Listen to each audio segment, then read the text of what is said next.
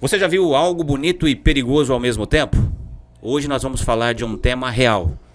Tema de algo que ceifou vidas, algo relativo à nossa querida capital Goiânia, Césio 137. Esse tema que vem despertando curiosidade de inúmeras pessoas depois de 39 anos, devido à série que foi lançada na Netflix, Emergência Radioativa. Estou aqui com meu amigo Kleber, que vai comentar também a respeito desse tema.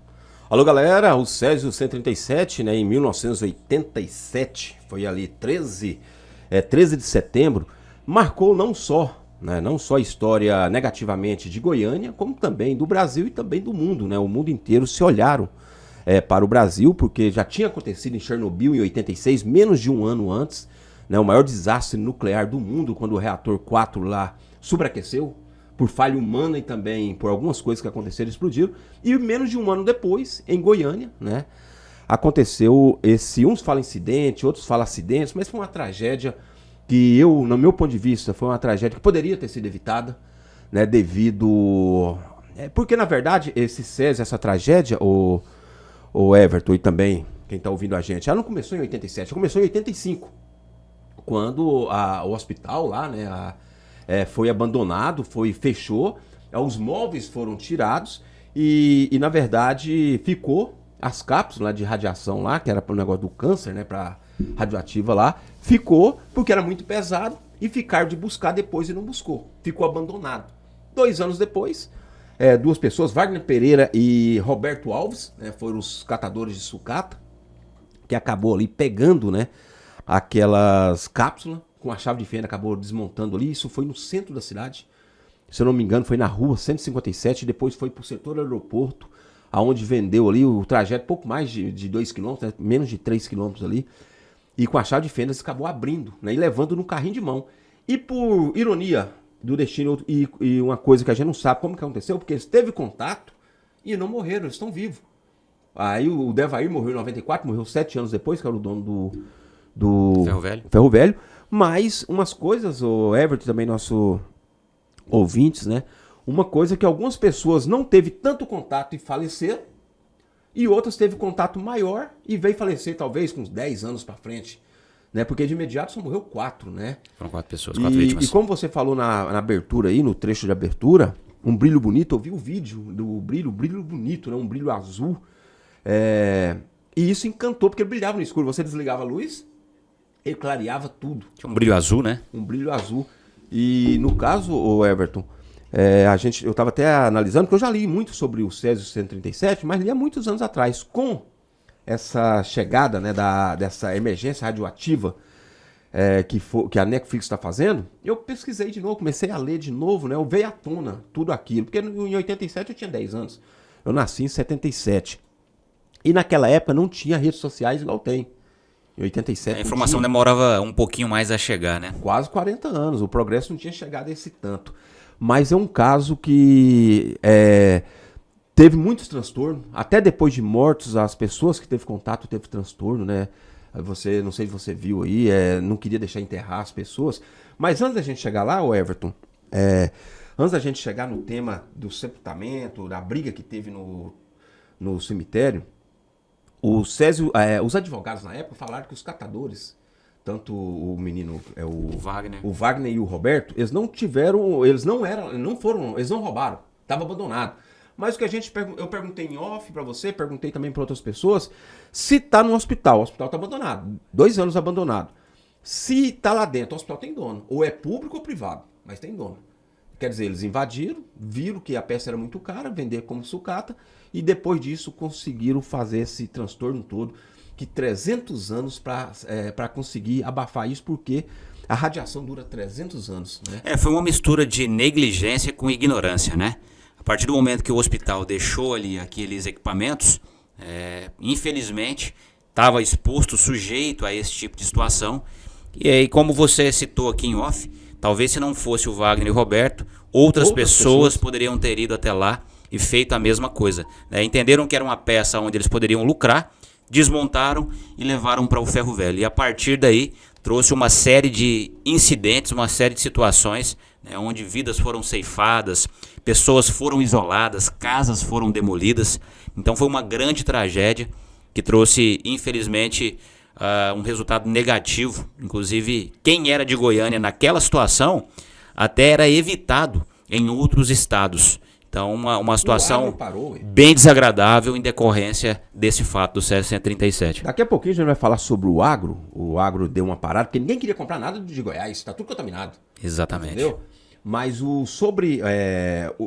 Césio 137, ele foi considerado o pior desastre nuclear do mundo desde de Chernobyl. Porque Chernobyl era era um reator nuclear, uma base militar, que era a antiga União Soviética, que depois veio a desmembrar, virou Ucrânia, né? E hoje Chernobyl é na Ucrânia. Mas em área urbana, é a maior desastre radioativo em área urbana, é o maior do mundo, é o Césio 137. E lembrando que, olha para você ver como que é as coisas. O Césio aconteceu, né? As pessoas pegaram e levaram. Aí vendeu para o dono do Ferro Velho, Devair Ferreira, que morreu depois em 94 de câncer. Aí o Devair Ferreira, no começo, o brilho, não teve brilho no começo, mas o papagaio foi o primeiro que morreu. Morreu o papagaio, morreu o cachorro, morreu o gato. Porque no Ferro Velho tinha isso, tinha gato, tinha cachorro e tinha uma ave. No começo eles falam que não sabia que ave que era, mas depois um bombeiro falou que era um papagaio, que estava na gaiola. Aí os primeiros que morreram foram os animais. Aí o Devair, um dia, quando ele apagou as luzes, tudo clareou, tudo ficou azul. Como se fosse um brilho celeste, né? Tudo ficou azul. Aí o que acontece? O Devair resolveu levar para casa dele alguns pedaços, porque era grande, arrancou alguns pedaços e chamou a vizinhança, chamou os parentes, o irmão dele. E os dois funcionários dele ficou doente, eles não sabiam como tinha ficado doente, porque era diarreia, vômito, cabelo caindo. Náusea, uma série de coisas. Aí, tanto que os dois funcionários morreu também. No início morreu 4 pessoas. Levou para casa dele. O irmão dele chegou lá e falou, olha, é muito bonito, eu vou levar para minha filha, que é a Leide das Neves, que foi a primeira a morrer, a menininha de 6 anos, que morreu no Rio de Janeiro. Levou lá e ela tava dormindo no berço, ele pôs debaixo do berço, pôs no berço assim as cores azuis lá e apagou a luz e chamou ela. Quando ela acordou tava tudo brilhoso. Aí falou assim, olha que bonito, o seu quarto tá parecendo uma cidade iluminada. E ela achou bom, desceu do berço tudinho, aí ele passou na mão, aí pra você ver a inocência, né, a criança, a mãe dela cozinhou um ovo, quebrou a casca do ovo, tirou, deixou o ovo inteiro, ela pegou com a mão suja, o ovo ficou azul. O ovo ficou azul. E ela comeu esse ovo. Ela foi a única que ingeriu. Teve gente que passou nos dentes, os dentes caiu. Entendeu? Teve gente que passou nos dentes para os dentes ficar azul. Então, aí quando tudo começou a ficar esquisito, algumas pessoas falaram assim, olha, tem alguma coisa errada. Todo mundo tá com os mesmos sintomas. Todo mundo que estava lá envolvido ali no Ferro Velho, na família, o irmão levou para casa, os vizinhos levou pedaço. Todo mundo ficou hospitalizado.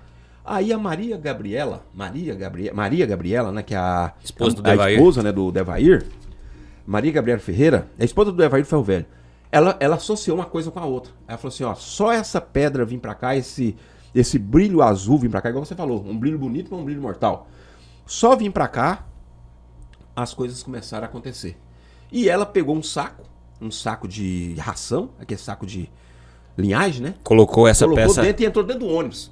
Aí ela salvou o povo de Goiânia, no caso assim que a gente fala, porque se fica mais tempo lá, mais gente seria, mas contaminou todo mundo que estava dentro do ônibus. Ela percebeu que aquele equipamento, né, era um pó, aquele pó que estava trazendo, né, um certo transtorno. Ela suspeitou que aquilo realmente fosse a causa, né, de tantas pessoas passando mal, tendo náuseas, enjoo, vômito, e levou esse equipamento para um local onde que tinha, é tipo uma vigilância sanitária. Exatamente, para vigilância sanitária.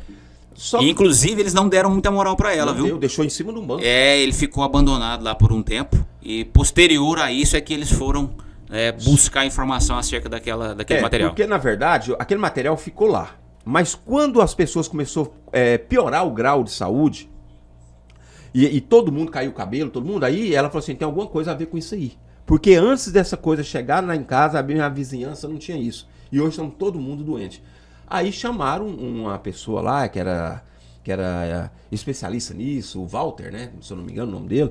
Aí o Walter pegou um aparelho de radiação emprestado E foi quando ele chegou a 80 metros da onde estava o material radioativo, o trem estourou. Tanta radiação, ele falou assim, o trem estragou, voltou e pegou outro. Quando ele voltou, a mesma coisa aconteceu com o primeiro, aconteceu com o segundo, estragou. Ele voltou e falou assim, tem alguma coisa errada. Eu voltei, uma esquina antes de eu chegar lá, as coisas estão acontecendo. Leva isso que é mais forte. Quando chegou lá, deu problema também. Eu falei assim, não, é alguma coisa lá dentro. Quando chegou lá, reza a lenda, isso aí os bombeiros não comprovaram, que tinha um bombeiro que tinha pegado para jogar no rio. Ia contaminar aquela região toda, o solo todo. Para jogar no rio. Aí ele pegou, não, pelo amor de Deus, não joga não. Isso aí não foi comprovado pelos bombeiros. O bombeiro da época disse que não lembra disso. Mas o Walter, que era o físico da época, era a pessoa que foi chamado para acompanhar. Relatou essa situação. Relatou essa história. Aí o que acontece? Aí o cara pegou e deixou lá. Aí quando ele colocou lá, que viu que tava radiação, era naquilo lá, aí ele já chamou as autoridades. Aí, e para você ver que o prefeito de Goiânia na época... Joaquim Roriz, né? Mas antes era o Daniel Antônio de Oliveira. Daniel Antônio de Oliveira, ele saiu, o Joaquim Roriz entrou antes de acontecer o desastre, o acidente. Aí o Joaquim Roriz, que depois pediu afastamento para ir para Brasília, que assumiu também a prefeitura de Brasília. Aí quando descobriram, o que aconteceu? Pegou todo mundo que teve contato direto ou indiretamente com o Césio ou com a família. O bairro inteiro foi isolado. Ninguém podia entrar nem para alimentar os seus cachorros. Teve gente lá que disse que os cachorros morreram de fome porque não tinha autorização para entrar. Aí todo mundo, aí começou a Leide das Neves, a criancinha, ela foi pro Rio de Janeiro, foi a primeira a morrer. Depois a Maria, a mulher do... Maria Gabriela.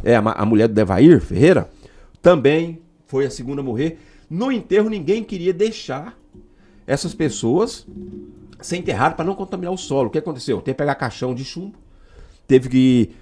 até o Denner depois vai pôr ali pra gente, tem um caixão de chumbo, o caixão pesava 600 quilos. E inclusive eles fizeram, maciço, né? Eles fizeram também uma separação do cemitério, né, um local específico onde fizeram as tumbas ali também com chumbo. Dos 4 primeiros, né? Dos 4 primeiros. Um concreto extremamente grosso e revestiram com chumbo também toda essa estrutura para que pudesse colocar os corpos ali. Quem foi os 4? Maria Gabriela, a esposa do Devair, que era o dono do Ferro Velho. A Leide das Neves, a criança de 6 anos, que era sobrinha dela, que é filha do irmão do Devair, e os dois funcionários do Ferro Os dois funcionários. O caixão pesava 600 quilos, o caixão tinha 2 metros de comprimento, 80 centímetros de espessura, de largura, né, no caso, altura. E no corpo ainda teve em volta chapa de chumbo, aquelas, como se diz, aqueles pano, né, no caso ali, seria um edredom, alguma coisa de chumbo. 3 mantas de chumbo foi colocado em cada corpo ali. E houve apedrejamentos, o pessoal tacou pedra para não deixar enterrar, teve que chamar a polícia. O governador na época era o Henrique Santilo, né? O Henrique Santilo era o governador na época. E eles não sabiam o que fazer com as coisas, porque as coisas, a radiação, os dejetos lá eles estavam ainda guardados. E Goiás não queria, Goiânia não queria, Mato Grosso não queria, eles tentaram mandar pro Pará. Mandaram para esconder lá no Pará, colocar, porque aí o governador do Pará na época, que era o Hélio Guedes, né? Se eu não me engano. Hélio Guedes. Ele falou assim, olha, o Pará não é lata de lixo do Brasil nem de Goiás. Então, se aconteceu lá, fique lá. Aí o governador do Pará na época, ele não aceitou levar. E teve assim, aí foi aquelas tantas cidades. E aí, vamos levar para onde? Nós vamos levar para onde? Ninguém sabia, na verdade, para onde iria levar, né? Aí foi para Jandaia. Na verdade, o primeiro nome para ser era o Pará. Aí, como o Hélio Gueiros não quis, aí foi para, no caso, Jandaia, né? Que fica 130 quilômetros de Goiânia. Não aceitaram. Indiara, que fica 94 quilômetros, não aceitaram. Aragoiânia não aceitou. E por último, a Badia de Goiás, né? Que fica apenas 25 quilômetros de Goiânia. Até tá na imagem lá, onde que fica o espaço onde foi enterrado. E fizeram aquela forma toda, né? Diz que ele é mais fundo que alto. Lá dentro tá todo bastante radioativo. E vigilância 24 horas, né? Lá a polícia ambiental, segurança própria, e toda semana é fiscalizado. E a decomposição desse material, Kleber, são 300 anos, né? Então, realmente é uma situação bem complicada. A gente vai ter que viver com essa situação por mais são 39 anos, né? Não, a nossa geração não vai pegar e a outra nossa também não vai pegar. 39 anos do ocorrido, então são 261 anos ainda até ocorrer a decomposição desse material. Hoje me perguntaram, esse hospital era o quê? Era uma unidade de radioterapia, né? Exatamente. Usada para tratamento contra o câncer. E ficava ali, como a gente falou, ficava ali na 157. E o Césio é uma radiação gama e beta. A gente ainda falou em off aqui, né? O Bruce Banner, o Incrível Hulk, tem a radiação gama, ele é verde, né? O gigante verde. E a radiação, o Césio, seria azul, né? No caso, uma cor bonita. Eu vi, igual eu falei pra você, eu vi, muito bonita, né? Ela é produzida por fissão nuclear, né? Ele é próprio para essas unidades aí de radioterapia para o câncer, né? E naquela época as pessoas foram morrendo e usaram um campo de futebol, que no caso era o Pedro Ludovico, o estádio Pedro Ludovico, que é o estádio olímpico, para as pessoas ficar ali sendo tratadas. 1.600 pessoas, centenas de pessoas foram para o estádio, montaram-se tendas. Eles montaram uma campana, né? Eles tinham que trocar de roupa, tinha que doar roupa para eles, eles tinham que trocar de roupa a cada 30 minutos. Eles vestiam a roupa, 30 minutos tinha que incinerar a roupa, tinha que pôr fogo na roupa. Eles estavam todos feridos de tanto tomar banho, com vinagre, com sabão, tudo. E eles eram proibidos de sair, proibidos de receber visita e proibidos de assistir TV. Porque na TV só falava isso. O presidente na época era o José Sarney. E o José Sarney, ele ficou sabendo daquela briga diplomática do governador do Pará com o Henrique Santilo, né? Uhum. Aquela, a gente fala, aquela crise diplomática, né? E ele tentou entrar também nessa aí, porque o estado de Goiás ficou famoso não só no Brasil, ficou famoso no mundo. Porque o estado de Goiás, o agro ainda é muito forte. Hoje é maior do que antes. Mas naquela época, outros estados, Minas, Sergipe, eu lembro, Minas, Sergipe, São Paulo, não queria comprar nada que vinha do Goiás porque a terra estava contaminada. O agro sofreu uma recessão naquele momento. Justamente por causa dessa situação, né? Infelizmente. E outros países do futebol, outros países do leste europeu ali também, não quis comprar nada de Goiás, e o que tinha comprado pediu para cancelar por causa desse incidente. Então o Goiás travou naquela época. Entendeu? O Goiás travou naquela época. Se é hoje, nesse mundo digital que a gente vive, nesse mundo que fazer isso aqui já tá a notícia circula no mundo inteiro. Cara, né? seria pior ainda. Seria pior ainda, porque naquela época muitos países ficou sabendo depois da coisa tratada. Foi o que eu estudei também, que como a Europa ainda talvez o continente europeu seria o continente mais avançado hoje, em tudo, não só em tecnologia, mas em tudo, ficou sabendo em tempo real. Mas teve países da América Latina, como Guatemala, teve o México, por exemplo, também ficou sabendo das coisas depois. Os países menos desenvolvidos, né? Naquela época tudo era mais... A informação era bem mais, né, demorada para chegar. Né? Com certeza. Então, e algumas coisas que aconteceu que eu fiquei até meio surpreso, que a gente estava conversando em off. Essa série é Emergência Radioativa, né? Emergência Radioativa. Contratou uns atores. E a maioria dos atores não tem 40 anos, já que o Césio tem 39 anos. O Johnny Massaro, que é um dos principais... que é o que faz o ator principal lá, que faz o... Doutor... Ele esqueci o nome dele. O Johnny Massaro, 34 anos que ele fugiu aqui o... Ele foi entrevistado depois, perguntando se algum sobrevivente, porque em Goiânia tem um ciclo sobrevivente, tipo uma ONG lá, que eles recebem um benefício. Se tinha entrado em contato com eles para falar alguma coisa sobre a série, ele falou assim, não, mas... porque é ficção, né? Ele falou assim, aí o repórter, não, aconteceu. Césio 137. Ele falou assim, a Emergência Radioativa não é uma ficção, não? Aí eu fiquei assim, cara, no século nós estamos. Se eu sou o ator principal, Emergência Radioativa, Césio 137, eu vou pesquisar. Claro. O que é o Césio no mínimo, 137? Né? Aconteceu no ano de 1987 em Goiânia. Saber o que tá interpretando ali. Agora o cara ficou leigo até terminar as gravações. Entendeu? Eu não gosto muito de série, porque a série fica romantizando as coisas. Igual foi a série do Ayrton Senna. Eu comecei a assistir no meio da série eu parei de assistir. Porque romantizou e saiu de um propósito eu conhecia A história a real. história real do Senna, né? Aí começou a sair. E o Césio 137 tá tendo muitas críticas dos sobreviventes falando, porque também saíram do cenário e foi para um lado mais romântico. E inclusive, eu ouvi relatos que essas pessoas não foram ouvidas, né? Então houve uma revolta em relação a essa situação em decorrência desse motivo. Porque as pessoas que enfrentaram, que passaram por essa situação, que sobreviveram, elas não foram procuradas, né, para que a história tivesse realmente um direcionamento adequado, algo mais próximo do real. E como você falou, em alguns momentos, né, em algumas cenas, a gente vê que eles realmente romantizaram, criaram todo um contexto que não foi de fato, que não é condizente com a história real. Só para ter uma noção, Goiânia, naquela época, tinha 850 mil habitantes. Hoje é o dobro. Naquela época era 800 mil habitantes, hoje é 1,5 milhão, é quase o dobro, né? E aquele Césio 137, se ele ficou 16 dias transmitindo. Circulando. Não, assim, ao ar livre, no caso, né? A transmissão, né? Sem as pessoas terem o conhecimento. Ter o conhecimento, foi 16 dias.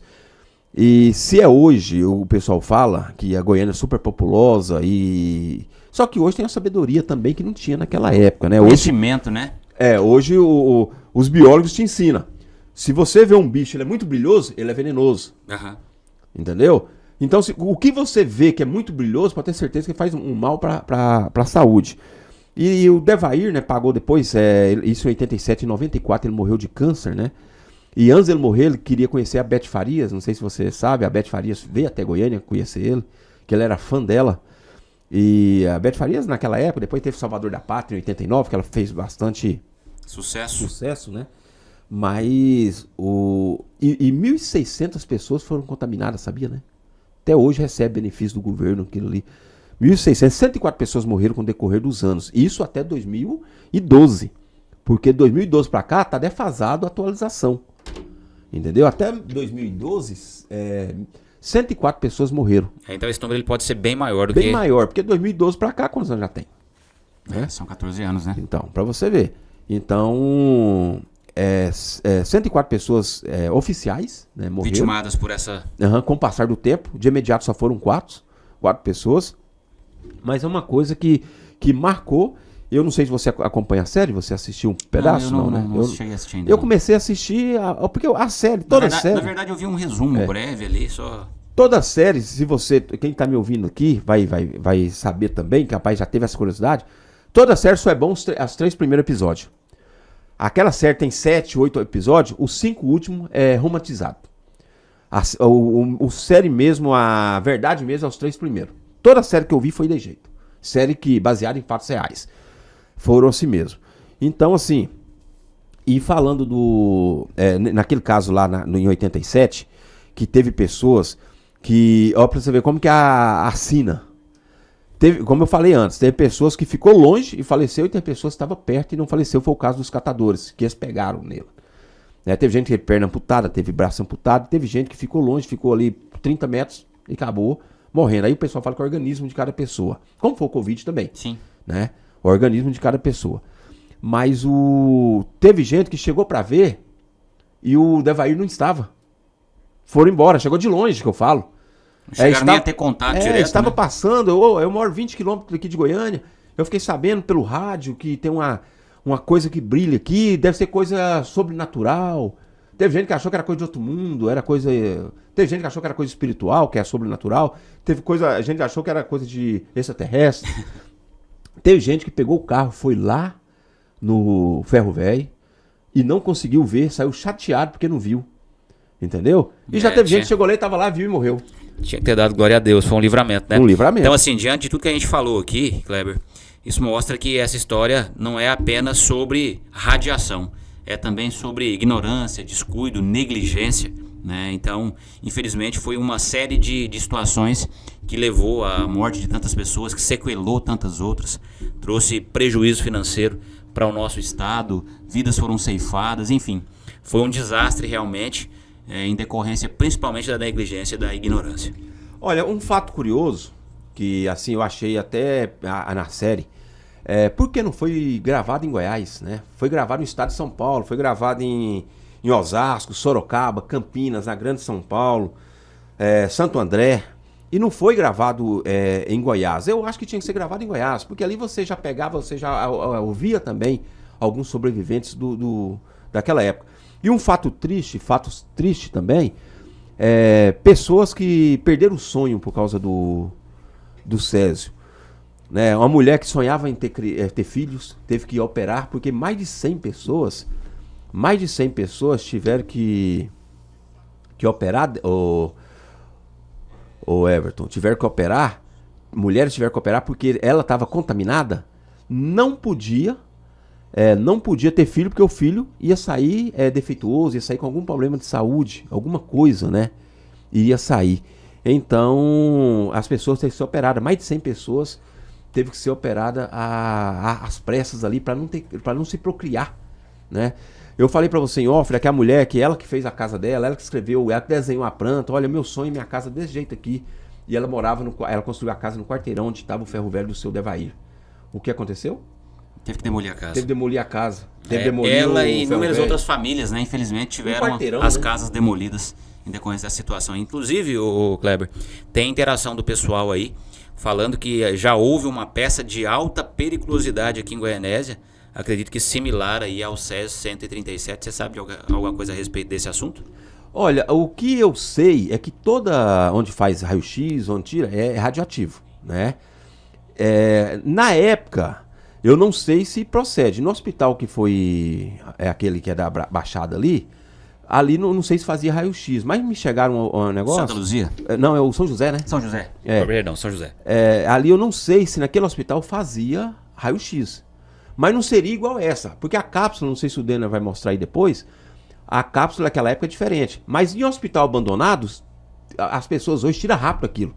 O que pode ser um desastre ambiental, que pode ser que virar uma grande tragédia anunciada, eles tiram. Me chegou quando eu falei que ia fazer esse... Eu não tenho conhecimento, sabe?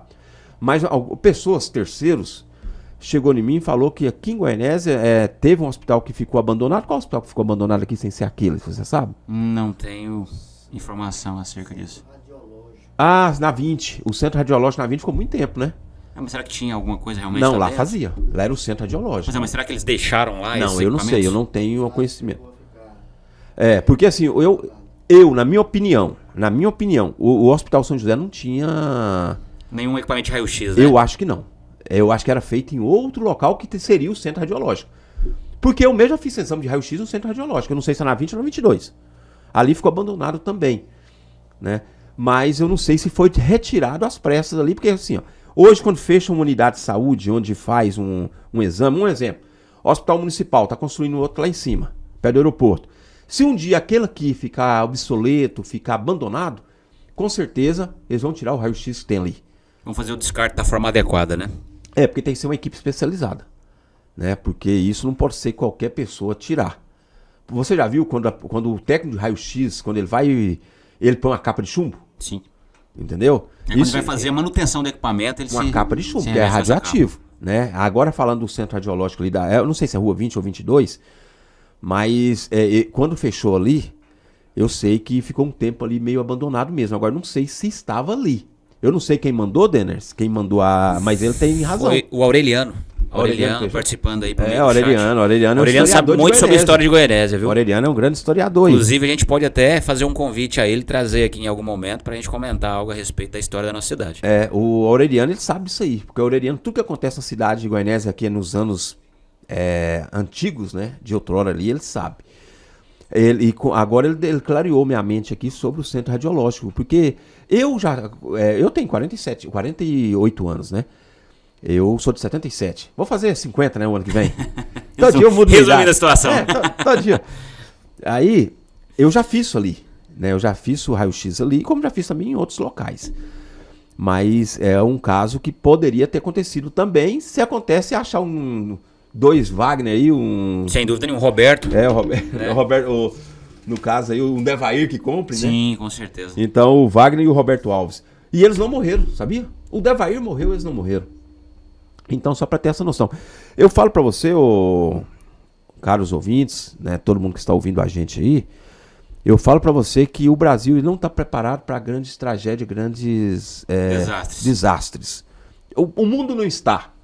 Mas no Brasil, não sei porque nós é terceiro mundo e tudo que acontece aqui, a gente só vai aprender aquilo que está acontecendo uma semana depois. Sem dúvida. Que foi o caso do Sérgio, ficou 16 dias. E a Covid mostrou isso pra gente, né? A gente viveu toda uma situação sem saber de fato o que estava acontecendo. Isso aí foi o mundo global, né? É um mundo global, né? A gente falando de um modo geral.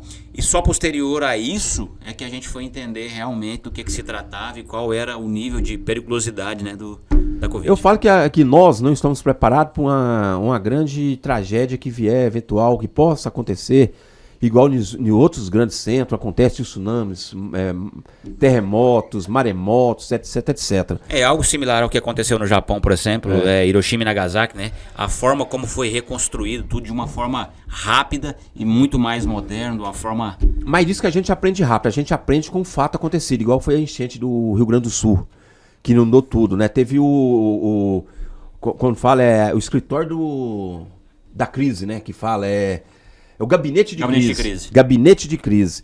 Então, ali, rapidamente já foram feitos, teve um deslamento de terra, né? Lá no Rio de Janeiro, deslamento de terra, subterraram ali centenas de pessoas, já foi também um centro de crise ali. Então, algumas coisas que acontecem, e nesse 87, o Sérgio também teve o gabinete da crise, o escritório da crise ali. Por quê? Porque quando viram que a coisa era uma coisa radioativa, uma coisa que poderia matar milhares de pessoas, o que eles fizeram? Reuniram, fizeram um centro ali, um escritório ali, um gabinete, né, no caso ali de crise, e foram falar, o que tem que fazer? Primeiro, isolar todo mundo, ninguém recebe visita, vai para um local grande, o estádio Pedro Odovico está abandonado, que hoje é o Centro Olímpico, que é no centro de Goiânia. Põe todo mundo lá,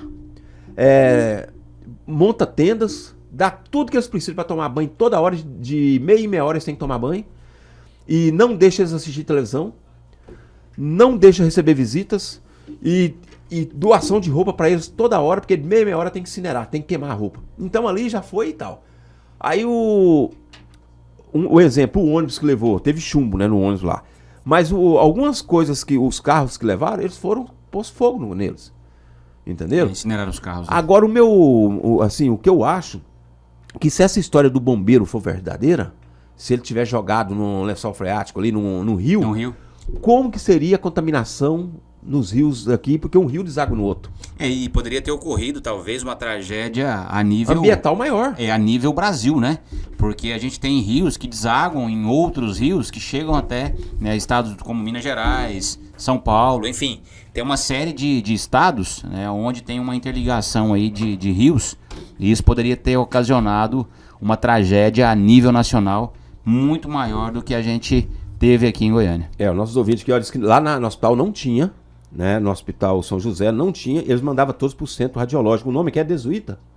Desuíta, né? Então ele tá ouvindo a gente também. Desuíta, obrigado pela participação.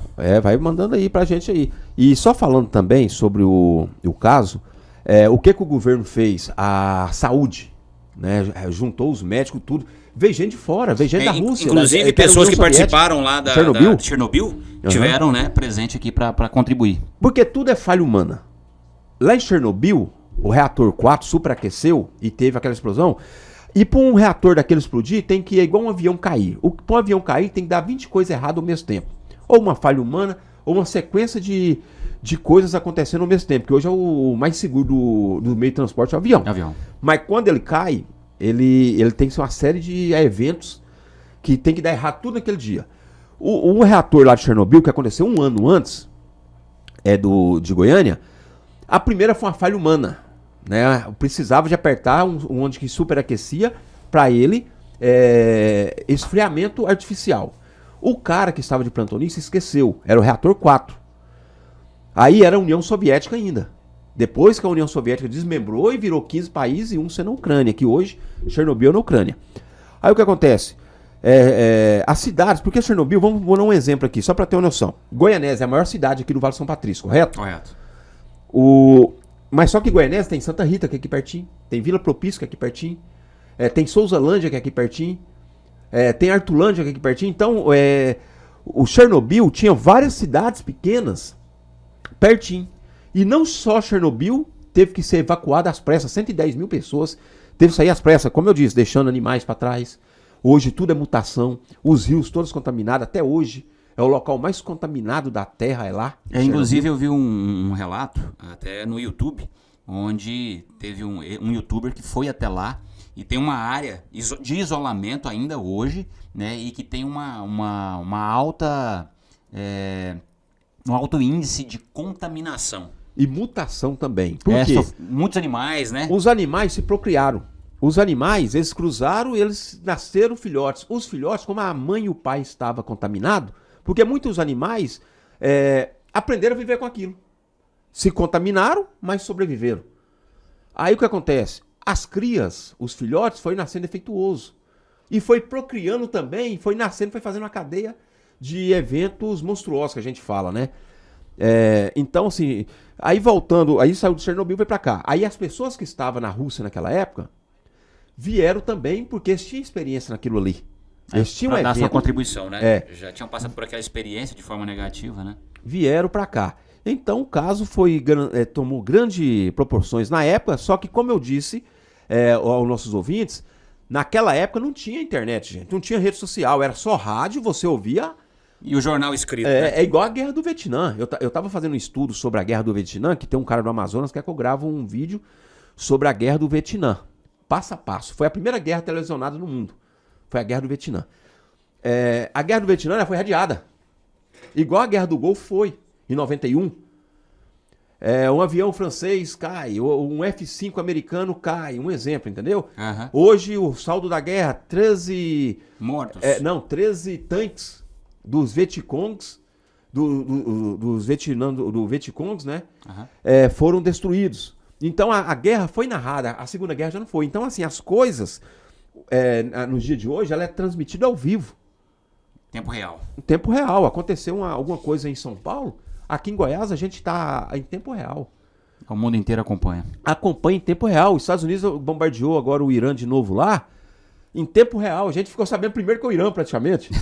Né? O cara fala assim, quando bombardear, igual a gente fala do Irã, mas a gente mistura as coisas aqui, é só para dar um exemplo. Quando pegaram o Maduro, o povo da Venezuela, porque desligaram muitas comunicações na Venezuela, foi desligada, o povo da Venezuela, nós no Brasil ficamos sabendo primeiro que alguns venezuelanos, aprenderam sobre o presidente, aonde? Entendeu? Em outros países ficou sabendo primeiro do que no próprio Venezuela. Então, assim, no caso, se fosse hoje um caso que eu acho que o desastre seria maior, minha opinião, seria maior porque dobrou o número de habitantes, né? E então, assim, na minha opinião, hoje seria um desastre maior. E você, na sua opinião? Não, eu também concordo. Como eu disse aqui agora há pouco, essa situação, infelizmente, foi um misto de negligência e de ignorância. Isso mostra que a gente tem que buscar informações, saber realmente o que está acontecendo, até para que a gente possa evitar uma nova tragédia como essa. Então, um ouvinte aqui, Fernando, tá mandando para mim aqui no meu PV, porque a gente citou sobre os 2 catadores de sucata. Sim. Porque na época, eles não foram presos. Algum tempo depois, os sócios da unidade de radioterapia foram presos, foi condenado e foi prestar serviço, porque a condenação era menos de 6 anos, tal. O código permite isso, tal, foi serviço comunitário. Mas ele está falando aqui que estava abandonado. Mas eu vou dar um exemplo para você, Fernando. O centro radiológico esteve abandonado. Não sei se foi por 2 ou 3 anos, mas esteve. E se alguém vai lá e pega uma cápsula dessa? Seria o centro, eu acho que seria todo mundo. Todo mundo teria culpa. Entendeu? Teria culpa os donos do centro radiológico e também quem pegou. Sem dúvida nenhuma. Até porque, assim, de qualquer forma, mesmo estando abandonada, aquela área é uma área privada. Ou pública, né? Se for do Estado, é uma área pública. Se for uma área do Estado, sim, claro. Se for uma área de uma pessoa, um grupo de empresários, seria privado. Inclusive, naquela situação de Goiânia, era de um hospital, pertencia a um hospital e uma clínica adquiriu, mas no fim das contas, ninguém queria assumir a responsabilidade, né? Então, assim, de qualquer forma, é uma área, daquela situação, uma área privada, onde eles queriam tirar o corpo fora, não queriam responder, não queriam ser responsáveis por aquilo. Então, de qualquer forma, foi uma invasão por parte dos catadores, né?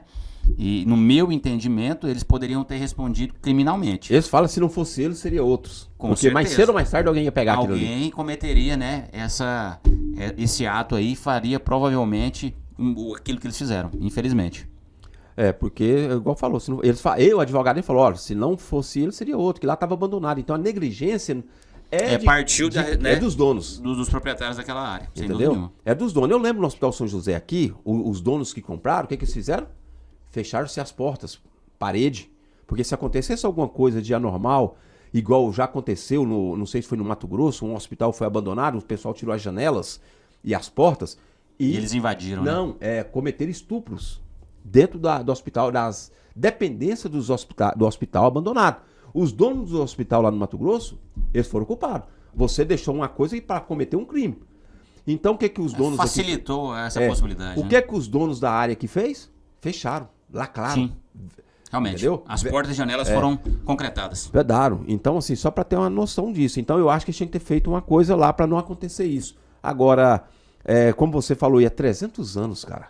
Você sabe onde está lá o enterro desses produtos radioativos lá em Abadia? Foi na Abadia de Goiás, né? Na Abadia de Goiás, é na BR-060, perto de Araguaiânia. Fica a 25 quilômetros da onde Eu tenho um lote lá perto, sabia? A tragédia. Eu tenho um lote perto de Goiânia ali, quando você passa para Abadia, indo para Araguaiânia, fica em frente, na BR-040. Tanto que quando eu vou no lote ali, eu almoço em Araguaiânia, se eu não me engano. Fica nas proximidades da onde fica o material radioativo. Fica perto. Eu não sabia. Fiquei sabendo depois que eu li ali. Fica ali perto, na BR-040 ali, 1,5 km depois do posto policial saindo de Goiânia. Então fica perto. Eu fiquei sabendo, já procurei saber, fiquei sabendo que fica perto. Eu quero ir lá, porque se você marcar com antecedência, como a gente é repórter da imprensa, a gente pode ir lá fazer uma matéria. Longe, e tem toda uma isolação também daquela área, né? Já plantaram muitas grama lá, nasceu, porque a primeira coisa radioativa é o seguinte, o que planta não nasce. Isso é fato. Entendeu? Porque mata as coisas. Se mata animais, mata ser humano, mata também. Então lá já plantou, gramou também, né, tal.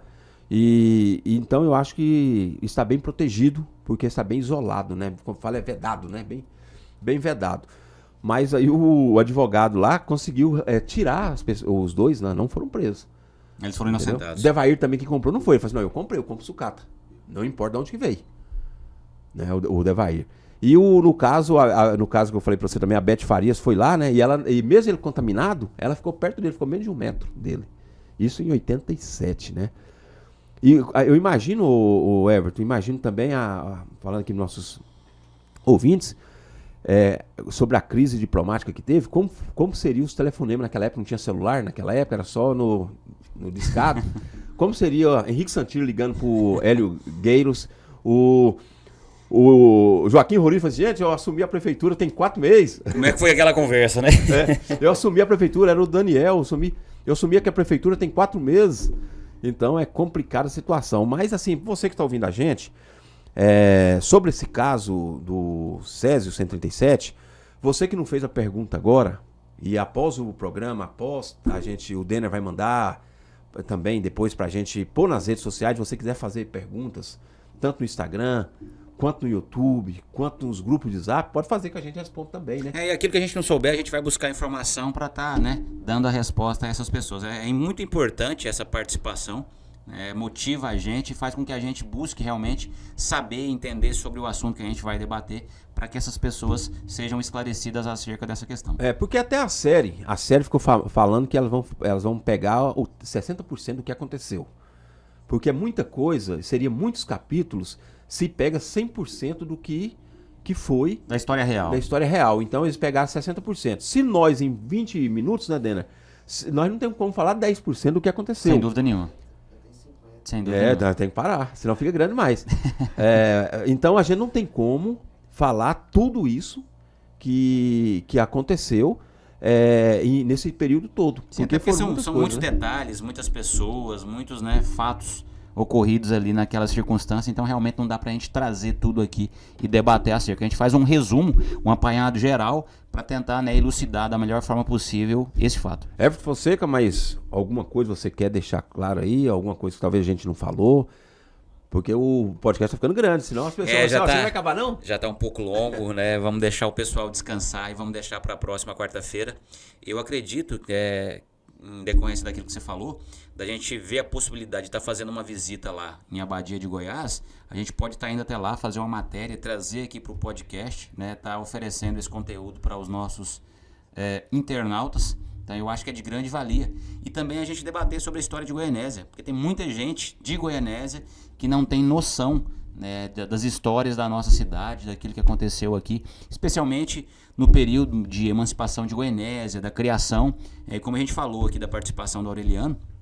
Eu acredito que seja muito válido ele vir até o programa. Vamos fazer o convite a ele para ver se ele pode estar participando com a gente. Ele é uma enciclopédia, né? Ele é uma enciclopédia viva a respeito da história de Goianésia. Ele entende, ele sabe muito, viu? Então vamos ver a possibilidade de a gente estar trazendo ele aqui, valorizando também, né, os nossos conterrâneos, os nossos internautas e levando um pouco de informação a respeito da história de Goianésia. E como ficou muito grande o podcast de hoje, é um tema muito sensível também, eu vou tentar ver com o Denner Rafael, também com você aí, pra gente ver se faz assim, parte 1, 2, 3 e 4, né? Pra ficar uma parte de 12 minutos, porque aí você vê, depois você vai trabalhar, à noite você vê a parte 2, pra ver se a gente consegue fazer parte 1, 2, 3 e 4, de aproximadamente 12 minutos aí. Então você que esteve com a gente, obrigado. Toda quarta-feira a gente vai estar aqui trazendo fatos curiosos, coisas que acontecem no dia a dia. Na verdade, o tema que eu queria trazer era um tema mais sobre a Semana Santa, mas como tem essa série Netflix, eu resolvi encaixar ela no meio. Porque a Semana Santa é depois de amanhã, né? Como tudo começou, como surgiu também a Páscoa, né? O Domingo de Ramos.